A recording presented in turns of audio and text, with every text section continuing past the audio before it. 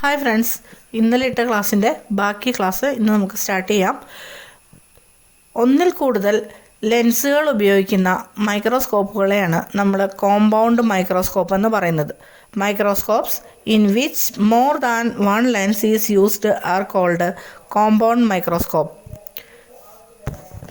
Analyze the given description on the basis of indicators and note down your inference in your science diary. ഇനി നമുക്ക് മൈക്രോസ്കോപ്പിലെ പ്രകാശ ക്രമീകരണത്തെക്കുറിച്ച് നോക്കാം. Arrangements of lights in a microscope. In the microscope, the part fixed below the stage is to reflect light on the material to be observed. These arrangements, which is fixed in a metal ring, has two planes, a plane mirror to reflect sunlight and a concave mirror to reflect artificial light. The lens in the condenser that is fixed on the lower side of the stage focus light on the material to be observed. Diaphragm, a part of condenser, helps to regulate the intensity of light. അതായത് മൈക്രോസ്കോപ്പിലെ സ്റ്റേജിന് താഴെയായി ഉറപ്പിച്ചിരിക്കുന്ന ഭാഗം നിരീക്ഷണ വസ്തുവിലേക്ക് പ്രകാശം പതിപ്പിക്കാനുള്ളതാണ്. ഒരു ലോഹ വളയത്തിൽ ഉറപ്പിച്ചിരിക്കുന്ന ഈ ക്രമീകരണത്തിന് 2 തലങ്ങളാണുള്ളത്. സൂര്യപ്രകാശം പ്രതിപതിപ്പിക്കുന്നതിനുള്ള സമതല ദർപ്പണം പ്ലെയിൻ മിററും കൃത്രിമ പ്രകാശം പ്രതിപതിപ്പിക്കുന്നതിനുള്ള കോൺകേവ് ദർപ്പണവും കോൺകേവ് മിറർ. സ്റ്റേജിൻ്റെ അടിവശത്ത് ഉറപ്പിച്ചിരിക്കുന്ന കണ്ടൻസറിലെ ലെൻസ് പ്രകാശത്തെ നിരീക്ഷണ വസ്തുവിൽ കേന്ദ്രീകരിക്കുന്നു. കണ്ടൻസറിൻ്റെ ഭാഗമായ ഡയഫ്രം പ്രകാശ തീവ്രത ക്രമീകരിക്കാൻ സഹായിക്കുന്നു. അതായത് മൈക്രോസ്കോപ്പിലെ പ്രകാശ ക്രമീകരണം എന്ന് പറയുന്നത് ഈ 2 മിററാണ് നമുക്ക് സാധ്യമാക്കി തരിക, പ്ലെയിൻ മിററും കോൺകേവ് മിററും. അതിലേക്ക് ആദ്യമായിട്ട് സൂര്യപ്രകാശം പ്രതിപതിപ്പിക്കുന്നതിനാണ് പ്ലെയിൻ മിറർ ഉപയോഗിക്കുക. കൃത്രിമ പ്രകാശം പ്രതിപതിപ്പിക്കുന്നതിനാണ് കോൺകേവ് മിറർ ഉപയോഗിക്കുക. ഇനി അതിൻ്റെ താഴെയായിട്ട് നമുക്ക് 2 ഇൻഡിക്കേറ്റേഴ്സ് തന്നിട്ടുണ്ട്. Why is a mirror fixed in a microscope? മൈക്രോസ്കോപ്പിൽ ദർപ്പണം ഘടിപ്പിച്ചിരിക്കുന്നത് എന്തിനാണ്? Why do we use a slide made of glass to place the material to be observed? നിരീക്ഷണ വസ്തു വയ്ക്കാൻ ഗ്ലാസ് കൊണ്ട് നിർമ്മിച്ച സ്ലൈഡ് ഉപയോഗിക്കുന്നത് എന്തുകൊണ്ട്? Have you understood the basic concepts of my microscope?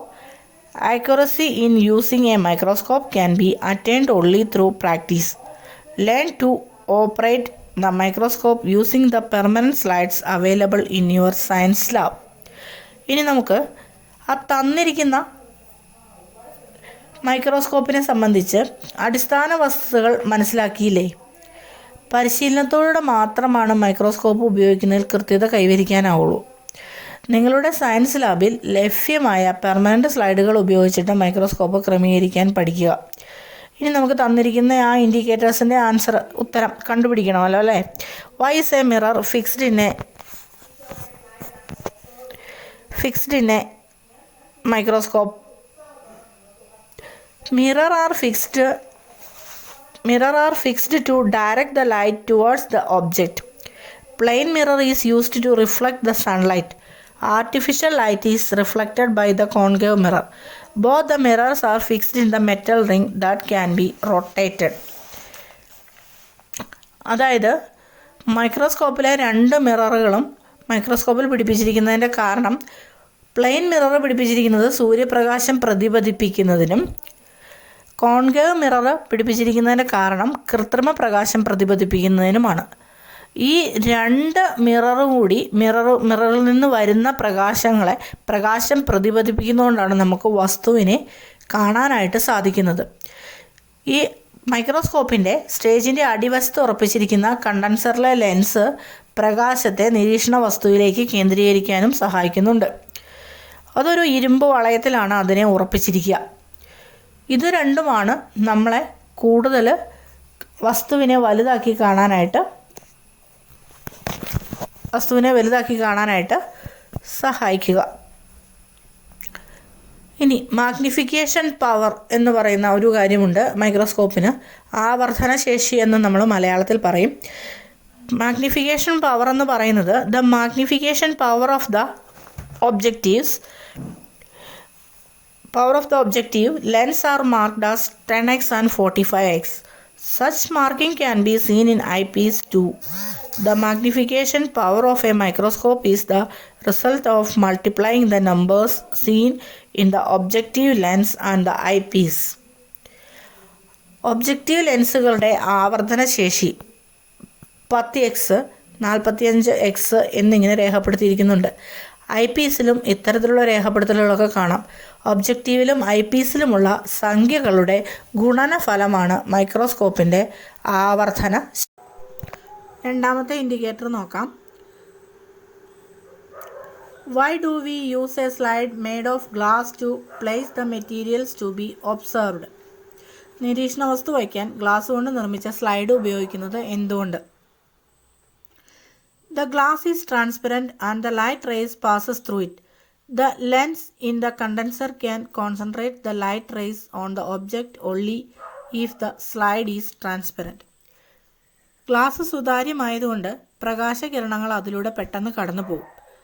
കണ്ടൻസറിലെ lens slide സുതാര്യമാണെങ്കിൽ മാത്രമേ പ്രകാശകിരണങ്ങൾ വസ്തുവിലേക്ക് കേന്ദ്രീകരിക്കുകയുള്ളൂ. അതിനു വേണ്ടിയിട്ടാണ് ഗ്ലാസ് കൊണ്ട് നിർമ്മിച്ച സ്ലൈഡ് നമ്മൾ ഉപയോഗിക്കുന്നത്. ഇനി let's prepare to observe a material. Preparation of observation materials requires much accuracy and patience. Observe the illustrations that shows the stage for the preparation of the slide to observe plant cell. Then prepare a slide by taking to the cross section of the root of plantain. ഈ ഒരു നിരീക്ഷണ വസ്തു നമുക്ക് തയ്യാറാക്കാം. നിരീക്ഷണ വസ്തു തയ്യാറാക്കൽ സൂക്ഷ്മതയും കൃത്യതയും ക്ഷമയും ഒക്കെ ആവശ്യമുള്ള ഒരു കാര്യമാണ്.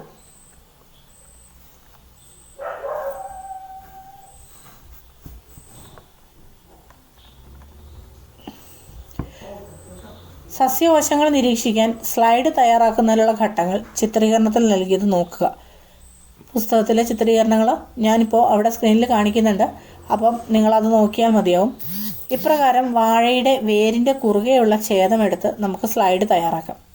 ഇനി നിരീക്ഷണ വസ്തു തയ്യാറാക്കുന്നതിന് വേണ്ടിയിട്ട് നമുക്ക് വേണ്ട സാധനങ്ങൾ,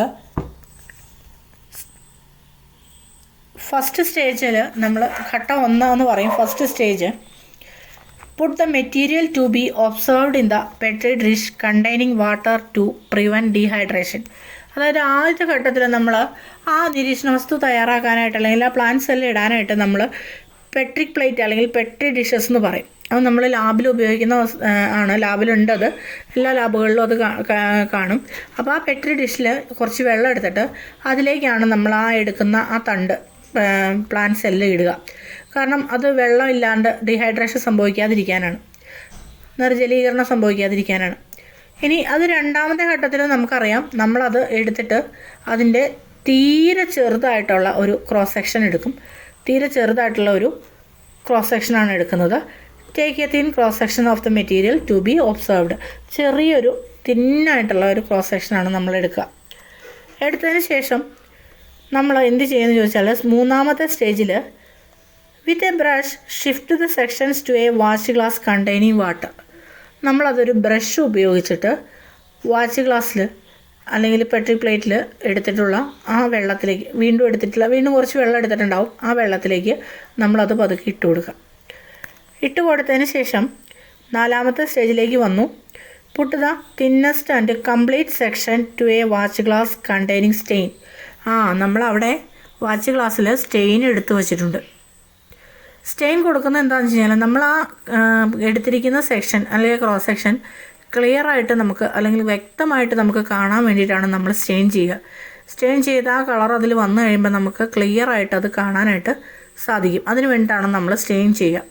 അപ്പോൾ നമ്മൾ വാച്ച് ഗ്ലാസ്സിൽ കുറച്ച് സ്റ്റെയിൻ എടുത്തിട്ടുണ്ടാവും.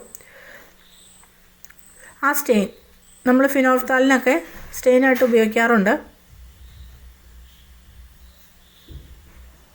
അപ്പോൾ ആ സ്റ്റെയിൻ നമ്മൾ എടുക്കുക.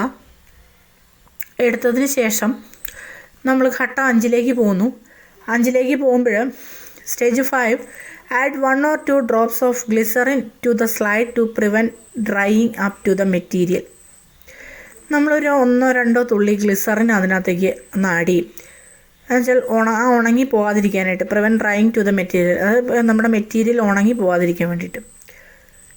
അതിനുശേഷം വീണ്ടും നമ്മൾ stage 6 wash the stained section in clean water and place it into the glycerine on the slide. നമ്മൾ ആ എടുത്തിരിക്കുന്ന ആ സ്റ്റെയിനിലിട്ട ആ ക്രോസ് സെക്ഷൻ വാട്ടറിൽ, വാഷ് ഗ്ലാസ്സിലെടുത്തുള്ള വാട്ടറിൽ ഒന്നോടെ നമ്മളൊന്ന് ക്ലീൻ വാട്ടറിലിട്ട് ഒന്ന് കഴുകി എടുത്ത് സ്റ്റെയിൻഡ് സെക്ഷൻ ഒന്ന് ക്ലീൻ ചെയ്തെടുത്തതിന് ശേഷം ഗ്ലിസറിനോട് കൂടിയിട്ട് അത് സ്ലൈഡിലേക്ക് പതുക്കെ വെച്ച് കൊടുക്കും. Place a cover glass over the material using a needle in such a way that air bubbles do not pass. Stage 7 നമ്മൾ എന്ത് ചെയ്യുമെന്ന് ചോദിച്ചാൽ, നമ്മൾ ആ glass places a cover glass, ആ കവർ ഗ്ലാസ് പതുക്കെ ഒരു നീഡിൽ വെച്ചിട്ട് നമ്മൾ ആ സ്റ്റെയിൻ്റെ ക്രോസ് സെക്ഷൻ്റെ മുകളിലേക്ക് പതുക്കെ വെച്ച് കൊടുക്കണം. അത് പതുക്കെ നീഡിൽ വെച്ച് വയ്ക്കുന്നതിൻ്റെ കാരണം എന്താണെന്ന് വെച്ച് കഴിഞ്ഞാൽ അതിൽ എയർ ബബിളുകളൊന്നും ഉണ്ടാവാതിരിക്കാനാണ്, വായു കുമിളകളൊന്നും ഉണ്ടാവാതിരിക്കാനാണ്, അതിനുള്ളിൽ കടക്കാതിരിക്കാൻ. അതിനുശേഷം last stage 8 wipe out the excess glycerine using tissue paper. അതിൻ്റെ ബാക്കിയുള്ള ഗ്ലിസറിനൊക്കെ നമ്മളൊന്ന് വൈപ്പ് ഔട്ട് ചെയ്യുക, അത് തുടച്ച് കളഞ്ഞതിന് ശേഷം നമ്മൾ മൈക്രോസ്കോപ്പിൽ വെച്ചിട്ട് അത് കൃത്യമായി ആ ലെൻസ് വെച്ച് ഉപയോഗിച്ചിട്ട് ആദ്യം നമുക്ക് 10x ഉപയോഗിക്കാം. 10x ഉപയോഗിച്ച് നമുക്ക് കൃത്യമായിട്ട് കാണാൻ സാധിക്കും. നമ്മുടെ പുസ്തകത്തിൽ തന്നെ തന്നിട്ടുണ്ട് നമ്മളെങ്ങനെയാണ് കാണുക എന്നുള്ളത്. 10x ഉപയോഗിച്ചിട്ട് കാണുമ്പോൾ നമുക്ക് റൗണ്ട് ഷേപ്പിലായിട്ട് അതിൻ്റെ ആ ഛേദം കാണാൻ പറ്റും, ക്രോസ് സെക്ഷൻ കാണാൻ പറ്റും. 10x വെച്ച് നോക്കുമ്പോൾ നമുക്കത് വിസിബിളാണ്, കാണാൻ സാധിക്കും. നമ്മൾ വീണ്ടും അത് ആ 10xൻ്റെ ലെൻസ് ഒന്ന് മാറ്റിയിട്ട് നമ്മൾ 45x ലെൻസ് ഇട്ടാൽ അതിൻ്റെ പൂർണ്ണമായിട്ടുള്ള ഒരു ഭാഗം നമുക്ക് കാണാൻ പറ്റില്ല. ഒരു ഭാഗം മാത്രം, ഏതെങ്കിലും ഒരു പോർഷൻ മാത്രമാണ് നമുക്ക് കാണാൻ സാധിക്കുകയുള്ളൂ. അപ്പോൾ 2 ലെൻസുകളും മാറി അതായത് അതിൻ്റെ മാഗ്നിഫയിങ് പവറാണത്. 2 ലെൻസിൻ്റെയും മാഗ്നിഫിക്കേഷൻ പവറിൻ്റെ വ്യത്യാസമാണ് നമുക്കത് അങ്ങനെ അനുഭവപ്പെടുന്നത്. നമ്മൾ അതിനകത്ത് നമ്മൾ പറയുന്നുണ്ട് സാമ്പിൾ ഓഫ് പ്രാക്ടിക്കൽ റെക്കോർഡിങ്സ്. നമുക്ക് അതിന് നമ്മളൊരു എയിം ഉണ്ടാവണം. നമ്മളൊരു പരീക്ഷണമാണ് ചെയ്യുന്നത്, അല്ലെങ്കിൽ ഒരു എക്സ്പെരിമെൻറ്റ് ചെയ്യുമ്പോൾ നമുക്ക് അതിന് കുറേ മാനദണ്ഡങ്ങളുണ്ട്. അപ്പോൾ സാമ്പിൾ ഓഫ് പ്രാക്ടിക്കൽ റെക്കോർഡിങ്സ് ആണ്. ഒരു എയിം ഉണ്ടാവണം, ലക്ഷ്യം ഉണ്ടാവണം. മെറ്റീരിയൽസ് റിക്വയർഡ് നമുക്ക് ആവശ്യമുള്ള വസ്തുക്കൾ, അതായത് ആവശ്യമായ എന്തെല്ലാം സാമഗ്രികൾ വേണം. പിന്നെ അതിനൊരു പ്രവർത്തന ക്രമം, പ്രൊസീജിയർ, നിരീക്ഷണം, ഒബ്സർവേഷൻ, പിന്നീട് നിഗമനം, ഇൻഫറൻസ്. അപ്പോൾ നമ്മൾ ഒരു ശാസ്ത്ര പരീക്ഷണം ചെയ്യുമ്പോൾ ഇത്രയും കാര്യങ്ങൾ നമ്മൾ ആദ്യമേ തന്നെ റെഡിയാക്കി വച്ചതിന് ശേഷം മാത്രമാണ് നമ്മളൊരു പരീക്ഷണം ചെയ്യാനായിട്ട് പോവുക. അപ്പോൾ ഇത്രയും കാര്യങ്ങൾ ആ പ്രവർത്തനക്കുറിപ്പിൻ്റെ മാതൃക എന്ന് പറയുന്നത് നമ്മുടെ പുസ്തകത്തിൽ തന്നെ ഉണ്ട്. എല്ലാവർക്കും ആ സ്ക്രീനിൽ അത് കാണാൻ സാധിക്കും. അപ്പോൾ നിങ്ങളോട് ഇനി പറയാനുള്ളത്, ശാസ്ത്ര പ്രവർത്തനങ്ങൾ ചെയ്യുന്നതിനോടൊപ്പം തന്നെ അത് രേഖപ്പെടുത്തി വയ്ക്കുന്നതും പ്രധാനമാണ്. അപ്പോൾ നിങ്ങൾക്ക് കിട്ടിയിരിക്കുന്ന മാതൃക അനുസരിച്ചുള്ള ഓരോ പ്രവർത്തനവും നിങ്ങൾ എന്ത് ചെയ്യുക, അവിടെ എഴുതി പ്രവർത്തന കുറിപ്പുകളായി എഴുതി നിങ്ങളുടെ സയൻസ് ഡയറിയിൽ സൂക്ഷിക്കാൻ പറ്റും നിങ്ങൾക്ക്. ഇനി നമ്മളോട് ചോദിച്ചിട്ടുണ്ട്, നമ്മളോട് അതിൻ്റെ എയിം എന്താണെന്ന് ചോദിച്ചിട്ടുണ്ട്. എയിം എന്തായിരിക്കും നമ്മുടെ? ടു ഒബ്സർവ് ദ സെല്ലുകൾ അല്ലേ, വാഴനാരിലെ കോശങ്ങളെ കണ്ടെത്തുക.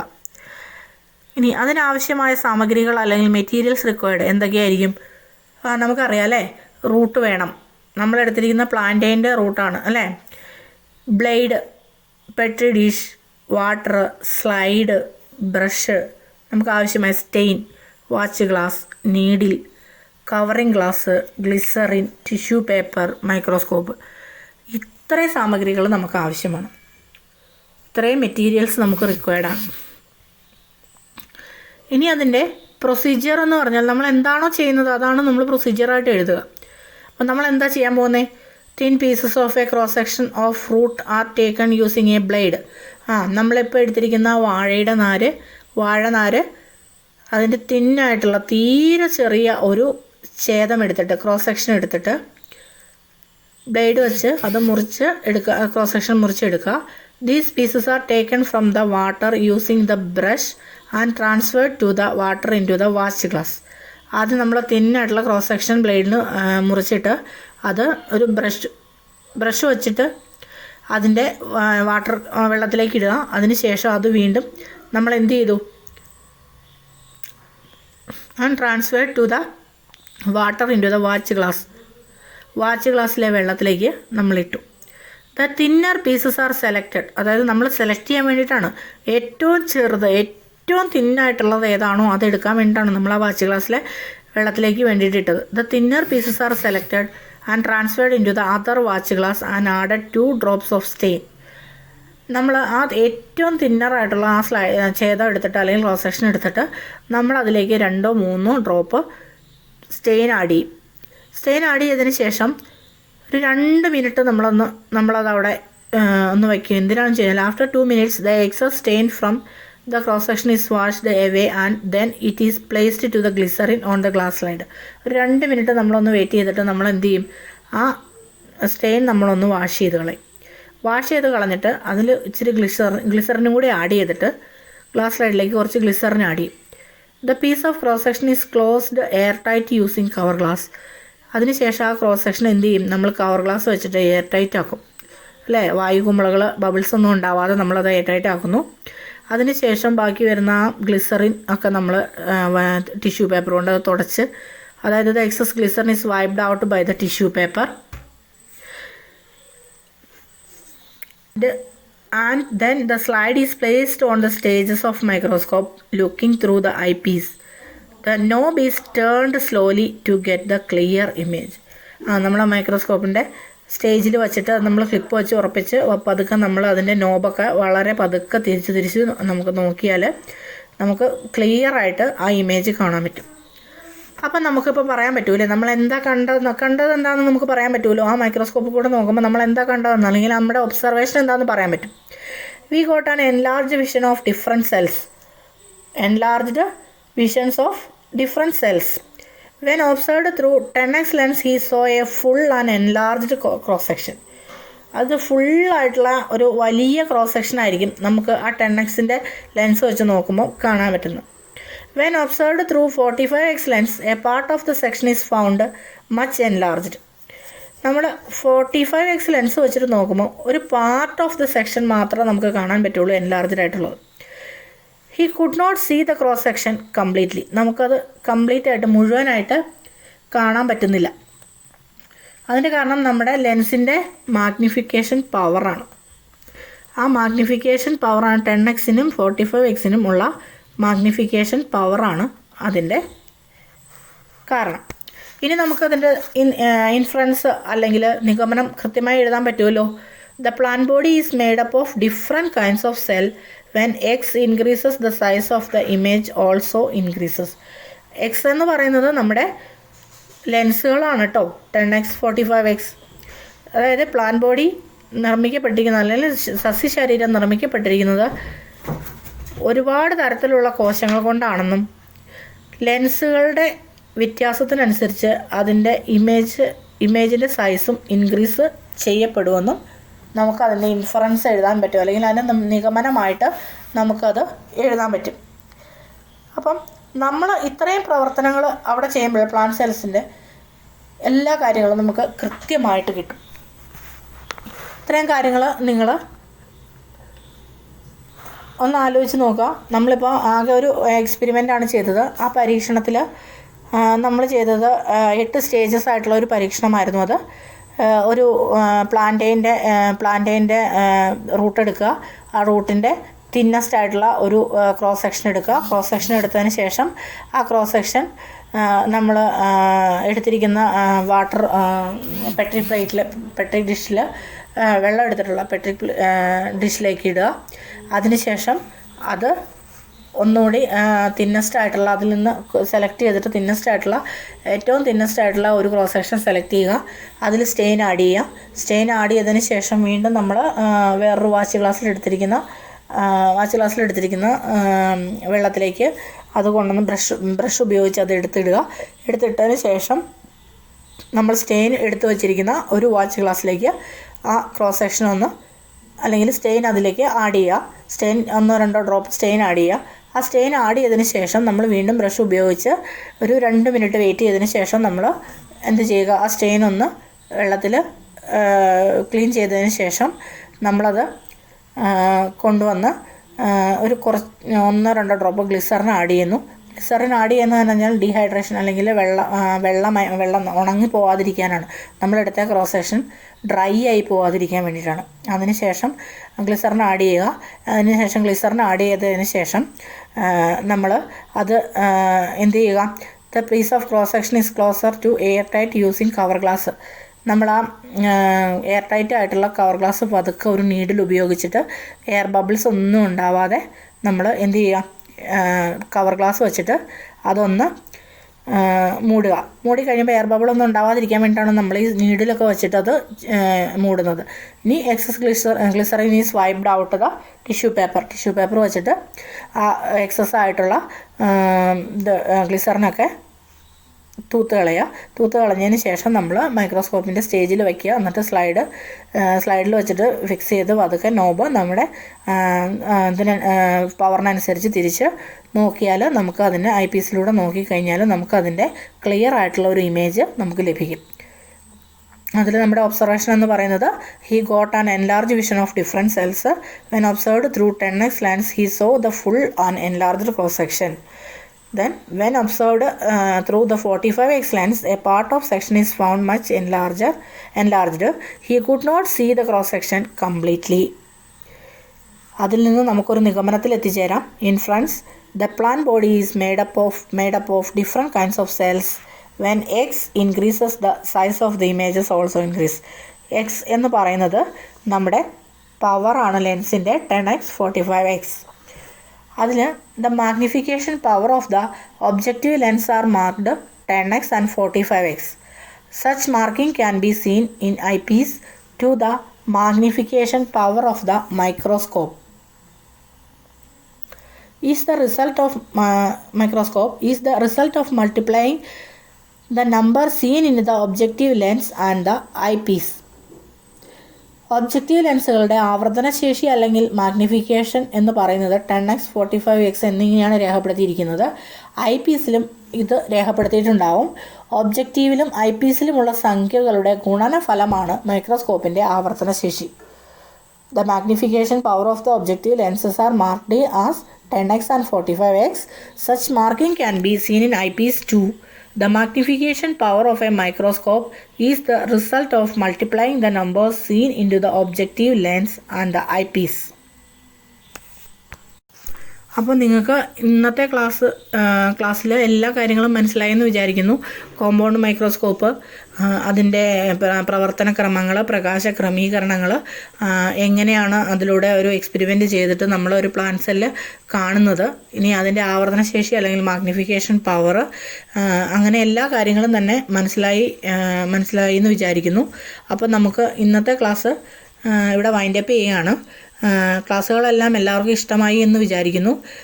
എല്ലാവരും ക്ലാസ് ഇഷ്ടമായെങ്കിൽ സബ്സ്ക്രൈബ് ചെയ്യുക, നിങ്ങളുടെ കൂട്ടുകാർക്ക് ഷെയർ ചെയ്യുക.